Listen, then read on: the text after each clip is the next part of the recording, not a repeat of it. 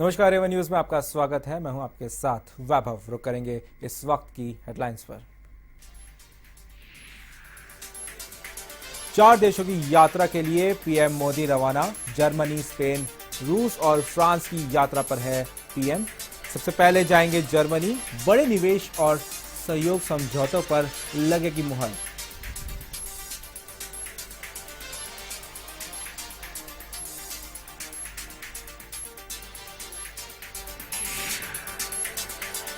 Rajasthan cricket association का चुनाव प्रक्रिया संपन्न। जस्टिस ज्ञानसुधा मिश्र की मौजूदगी में मतपेटी सील। कल होगा जीत हार का फैसला। दोनों पक्ष ने जीत को लेकर हैं आशंक।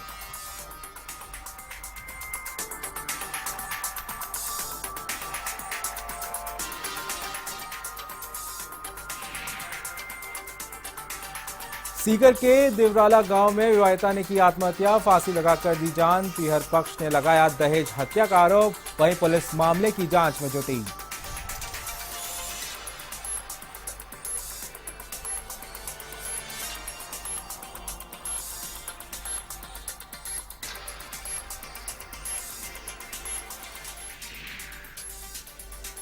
झुंझुनू में पानी की टंकी पर चढ़ी महिला। अनुकंपा नियुक्त की मांग को लेकर उठाया कदम। प्रशासन समझाइश में जुटा।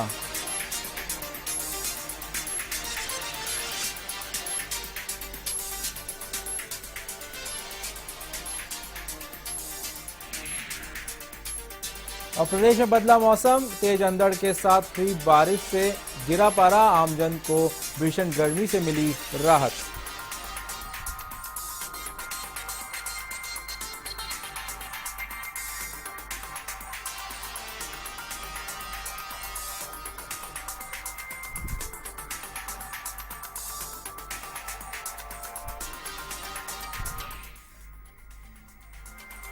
प्रधानमंत्री नरेंद्र मोदी जर्मनी, स्पेन, रूस और फ्रांस के एक सप्ताह की महत्वपूर्ण यात्रा पर रवाना हो गए हैं। शाम 7:15 बजे पीएम जर्मनी की राजधानी बर्लिन पहुंचेंगे। मोदी के साथ केंद्रीय मंत्री डॉक्टर हर्षवर्धन, ऊर्जा मंत्री पीयूष गोयल, वाणिज्य मंत्री निर्मला सीतारमण और विदेश राज्य मंत्री एमजे अकबर भी हैं।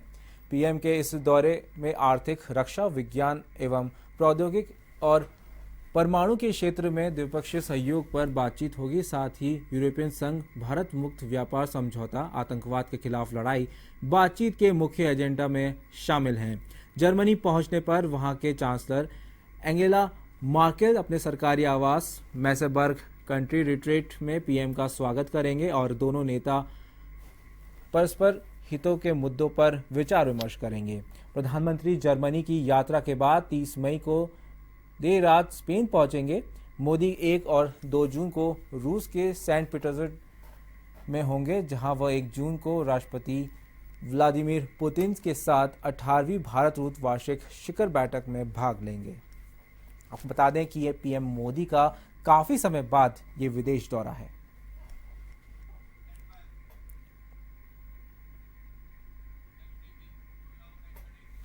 राजस्थान क्रिकेट संघ के बहुप्रतीक्षित चुनाव के लिए मतदान प्रक्रिया पूर्ण हो चुकी है।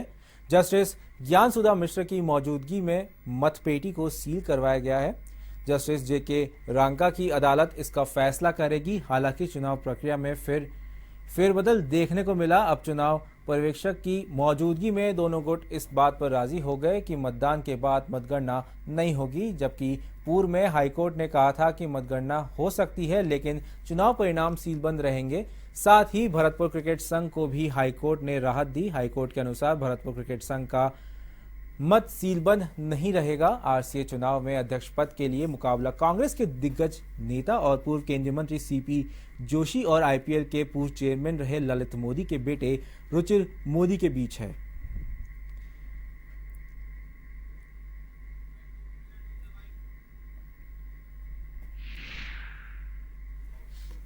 नंबर के ईवीएम का भी आपको हमको भी पता लग जाएगा अब जब वोटिंग काउंटिंग होगी वोटिंग की तब। बाकी अभी ऐसा कुछ नहीं कहा जा सकता, जब तक रिजल्ट नहीं आया तब तक आप कैसे किसी के बारे में कुछ कह सकते हैं। इस बार भी और पहले भी हमेशा से ये कंसिडरेशन तो मेरा ही नहीं हर वोटर का होता है कि खेल बेहतरी की ओर जाए, एसोसिएशन अच्छे ढंग से काम करे।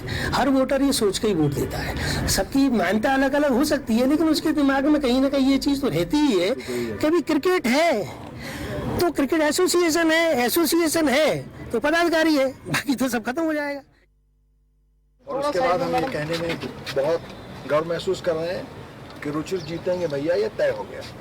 भरतपुर का वोट पड़ने के साथ हम बहुत अच्छे मार्जिन से वापस आ रहे हैं आरसीए के प्रशासन। आपको बता दें कि आरसीए चुनाव हमेशा से ही सबकी सुर्खियों में रहा है। आईपीएल के पूर्व चेयरमैन और आरसीए के उपाध्यक्ष रहे ललित मोदी के बेटे रुचिर मोदी का इस बार मुकाबला है पूर्व केंद्रीय मंत्री और कांग्रेस के दिग्गज नेता सीपी जोशी के साथ में। रोचक मुकाबला है। 33 जिलों संघों में से 22 को समर्थन मिला हुआ है, कांग्रेस का कहना है ऐसा। वहीं सबकी निगाहें अमीन पठान पर भी है, क्योंकि ललित मोदी के घोर विरोधी माना जाता है अमीन पठान को, जो कि बीजेपी के नेता भी हैं और हज कमेटी के चेयरमैन भी हैं। वहीं रुचिर मोदी का जिस तरीके से लाया गया है, वो कहीं ना कहीं जो चुनाव है काफी रोमांचक हो चुके हैं। खासतौर पर सीधे अगर बात करें तो ये चुनाव सीधे तौर पर सीपी जोशी और मुख्यमंत्री वसुंधरा राजे के बीच का है।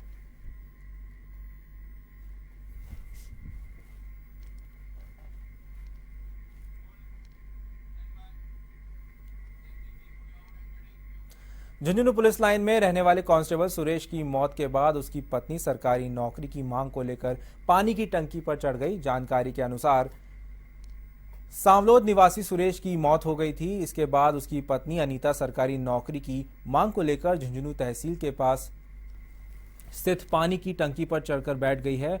पास पड़ोस के लोगों ने जब महिला के ऊपर देखा तो पुलिस को सूचना दी। कई देर तक महिला के बारे में और महिला की मांग के बारे में पता नहीं चला। इसके बाद जब उसकी पहचान अनीता के रूप में हुई तो सारा माजरा सामने आया। फिलहाल पुलिस और प्रशासन के आला अधिकारी मौके पर पहुंचे और उसे नीचे उतारने की कोशिश कर रहे हैं। वहीं चर्चा यह भी है कि सुरेश ने अपनी नॉमिनी पर अपने मां बाप का नाम लिखवा रखा है। ऐसे में इसकी पत्नी को नौकरी मिलेगी, ये संशय बना हुआ है।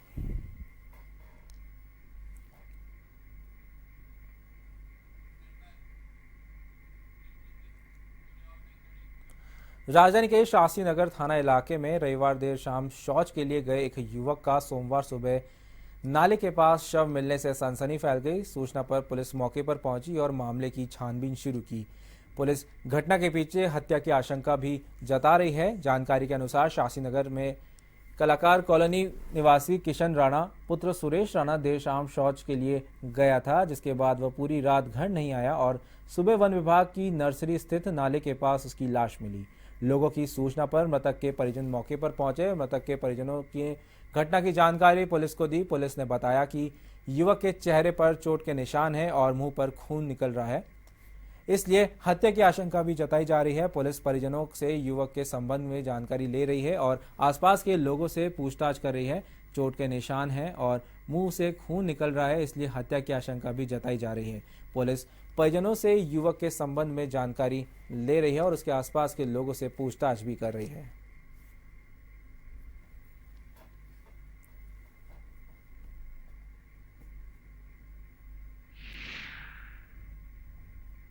आज सुबह सूचना मिली थी कि सुरेश ने बताया था कि उसका बेटा है किशन, वो यहाँ कल शाम से गया था और जब तलाश की तो सुबह ये नाला है, इसके ऊपर दोनों सुबह अंधड़ में पेड़ गिरे हुए थे, उसके बीच में था, जिसे उसने निकाल के वहाँ से 10 फीट दूर रखा।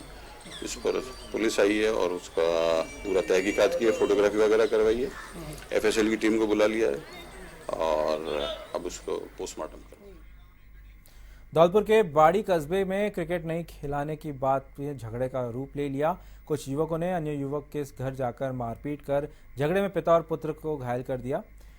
घायलों को अस्पताल में उपचार जारी है। वहीं जानकारी के अनुसार बदौरिया मोहल्ले के समीप कुछ युवक क्रिकेट खेल रहे थे। कुछ युवक क्रिकेट खेलने की जिद करने लगे। क्रिकेट नहीं खिलाने पर युवकों ने मारपीट कर दी। इसके बाद घायल के घर जाकर युवकों ने मारपीट शुरू कर दी। मारपीट से घायल के पिता भगवान सिंह को भी चोट आई। दोनों घायलों को अस्पताल में भर्ती कराया गया है। वहीं पुलिस ने मामला दर्ज कर जांच शुरू कर दी है।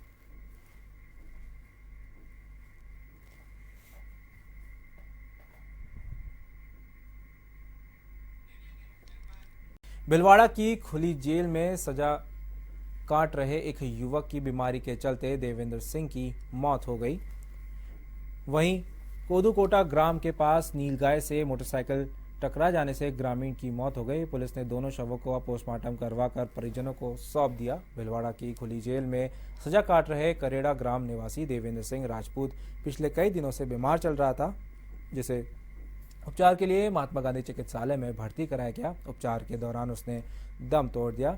वहीं कोटड़ी कस्बे के भीलवाड़ा की ओर मोटरसाइकिल से आ रहे पीपलिया मंडी निवासी प्रेमचंदन खटिक के सामने अचानक नीलगाय आ गई, जिसके कारण मोटरसाइकिल नीलगाय से टकरा गई, जिससे वह गंभीर रूप से घायल हो गया और उसे उपचार के लिए महात्मा गांधी चिकित्सालय में भर्ती कराया गया, जहां उसने भी उपचार के दौरान दम तोड़ दिया।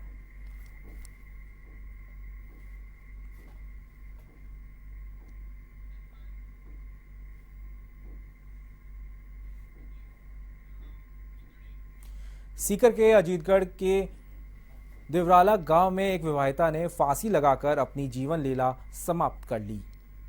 सूचना पर पहुंची पुलिस ने शव का पोस्टमार्टम करवाकर शव परिजनों को सौंप दिया। पुलिस ने बताया कि देवराला निवासी मृतका पूजा सेन की शादी राकेश के साथ हुई थी। परिजनों ने ससुराल पक्ष पर दहेज का मुकदमा दर्ज कराया है।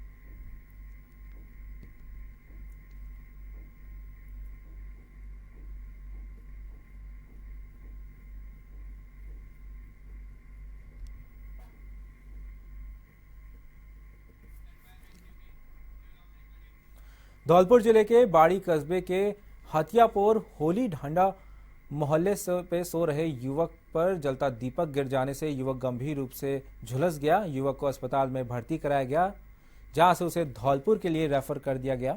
पीड़ित शरीफ ने बताया कि अचानक बिजली चली जाने से दीपक जलाकर रख दिया। जलता हुआ दीपक और केरोसिन का तेल सोनू के शरीर पर गिर गया। आग के चलते सोनू बुरी तरीके से झुलस गया, जिसको उपचार के लिए बाड़ी के अस्पताल में भर्ती कराया गया, जहां से सोनू को धौलपुर रेफर कर दिया गया।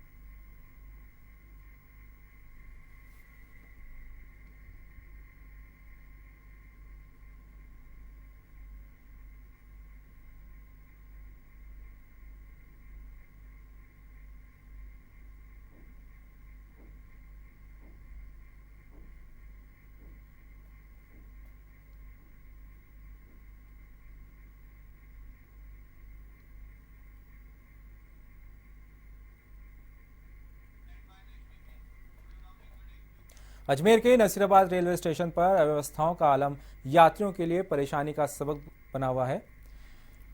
बिना रोक टोक के रेलवे ट्रैक पर घूमते आवारा पशु कभी भी बड़े हादसे का कारण बन सकते हैं, लेकिन इस ओर न रेलवे पुलिस का ध्यान है और न ही रेलवे का स्टेशन पर ब्रिज होने के बावजूद लोग उसका इस्तेमाल नहीं करते हैं। ऐसे में सवाल यह है कि किसी दिन अगर कोई हादसा है तो इसका जिम्मेदार कौन होगा।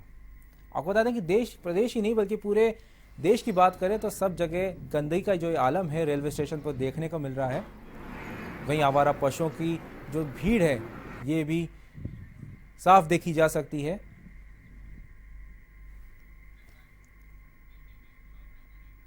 बाड़मेर के बालोतरा में उपखंड अधिकारी की ओर से की गई जनप्रतिनिधियों के खिलाफ अभद्र टिप्पणी को लेकर सरपंच लामबंद होने लगे हैं, जिसके तहत सरपंचों ने राजस्व राज्य मंत्री अमराराम चौधरी को सामूहिक त्यागपत्र सौंपकर कार्रवाई की मांग की है। सरपंच संघ अध्यक्ष जितेंद्र सिंह सोढ़ा के नेतृत्व में सरपंचों ने मंत्री के समक्ष अपनी बात रखी और ग्राम पंचायत आसोतरा को कुर्की से मुक्त करवाने की मांग की। साथ ही कहा कि जनता के चुने हुए जनप्रतिनिधियों के खिलाफ उपखंड अधिकारी अभद्र टिप्पणी कर रहे हैं, जो आम जनता के साथ जनप्रतिनिधियों को की तौहीन है।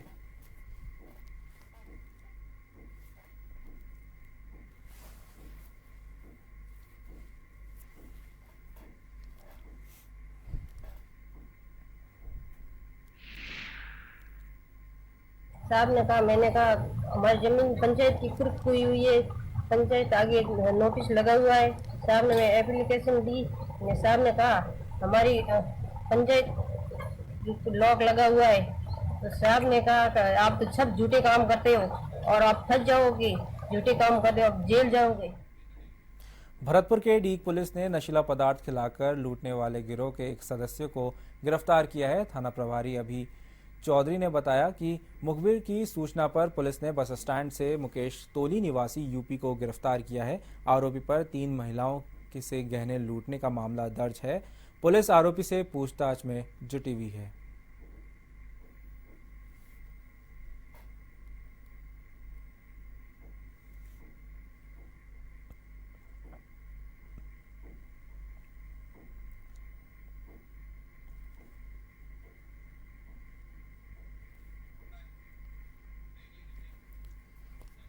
के कस्बा थाना क्षेत्र के मनोज शिंदे हत्याकांड व अपहरण मामले में गिरफ्तार को रिमांड के बाद जेल भेज दिया गया। थाना प्रभारी रतन सिंह भाटी ने बताया कि मनोज शिंदे हत्याकांड में पीसी रिमांड पर चल रहे संग्राम सिंह को कोर्ट में पेश किया गया, जहां से जेल भेज दिया गया।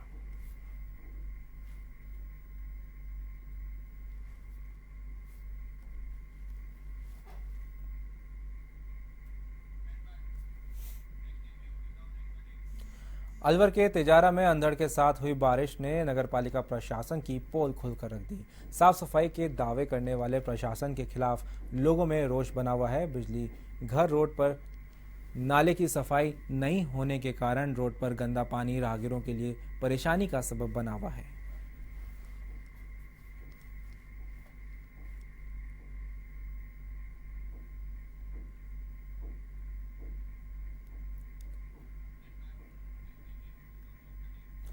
राजस्थान में 2 दिन पूर्व तक 50 डिग्री को छूने को बेताब दिखा पारा अचानक ही 4-5 डिग्री गिर गया है। रविवार देर शाम प्रदेश में अलग अलग स्थान पर प्रारंभ हुआ बारिश और अंधड़ का दौर सोमवार सुबह तक जारी रहा। राजधानी जयपुर की बात करें तो यहां अंधड़ का प्रभाव इतना था कि शहर के कई क्षेत्रों की बत्ती गुल हो गई, जिसे सुबह तक भी सही नहीं किया जा सका। हालांकि बारिश ने लोगों को भीषण गर्मी से राहत दिलाई, तो वहीं बारिश के बाद तापमान में करीब 4 डिग्री की गिरावट दर्ज हुई। इससे पूर्व दौसा, अलवर सहित कई जिलों में रविवार देर शाम बारिश हुई। मौसम विभाग के अनुसार मौसम में ये बदलाव का दौर आने वाले समय भी जारी रहेगा।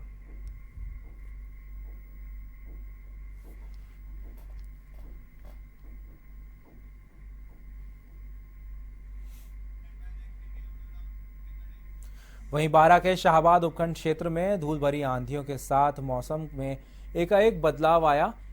इससे आम लोगों में को गर्मी से राहत मिली है। क्षेत्र के कई स्थानों पर बारिश के साथ चने के आकार के ओले गिरने के समाचार भी हैं। क्षेत्र में पड़ रहे तेज गर्मी के चलते लोग खासे परेशान दिखाई दे रहे थे, लेकिन बारिश होने के साथ ही मौसम में ठंडक महसूस कर दी है।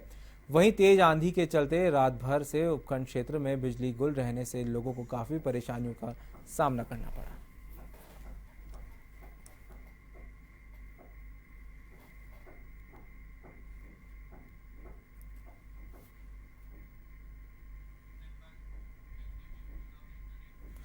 भीलवाड़ा जिले में अचानक तबीयत खराब होने से एक महिला व पुरुष की मौत हो गई। पुलिस ने शवों का पोस्टमार्टम करवाकर परिजनों को सौंप दिया है।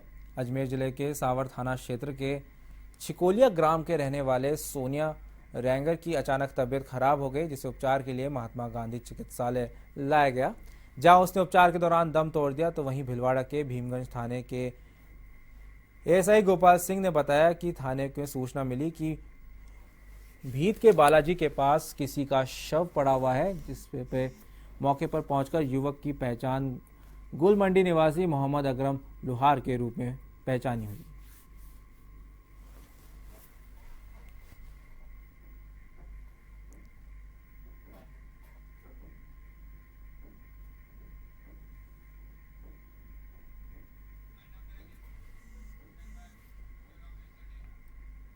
एवन न्यूज में फिलहाल इतना ही। खबरों का सिलसिला जारी रहेगा, आप देखते रहिए।